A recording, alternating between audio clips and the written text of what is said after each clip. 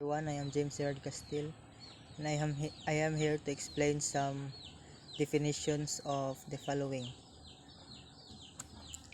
Number one, ICDIS.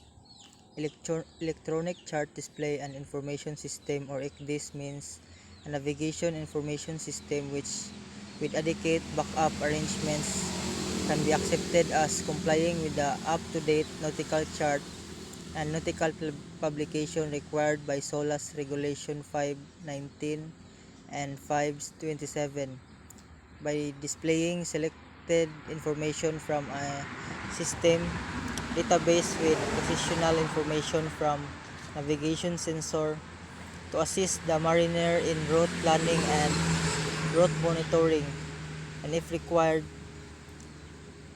display additional navigation related information.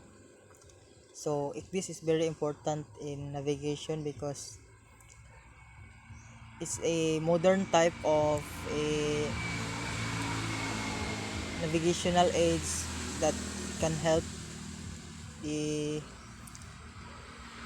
navigator or seafarer in easy way of a plotting, or instead of plotting in a chart which is paper chart, they can easily use the ICDIS, and there are a lot of features in ICDIS that is advanced and very easy to use. So that's ICDIS. 2 is ANC.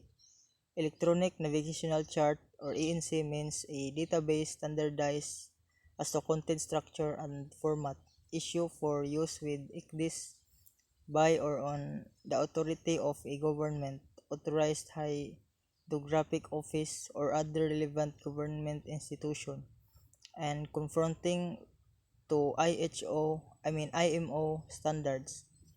The ANC contains all the nautical chart information necessary for safe navigation. So ANC is a electronic navigational chart.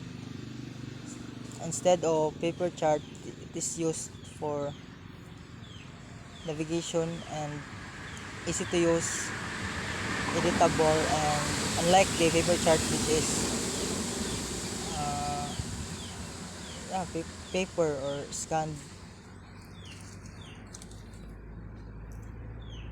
ENDS, or ENDS, Electronic Navigational Data Service, or ENDS, means a special purpose database compiled from nautical chart and nautical publication data, standardized as to content structure and format, issued for use with ICDIS by or on the authority of a government authorized hydrographic office or other relevant government institution, and confronting to IHO standards, and which is designated to meet the requirement of marine navigation and nautical charts and nautical publication periods requirements in SOLAS Regulation 519 and 577.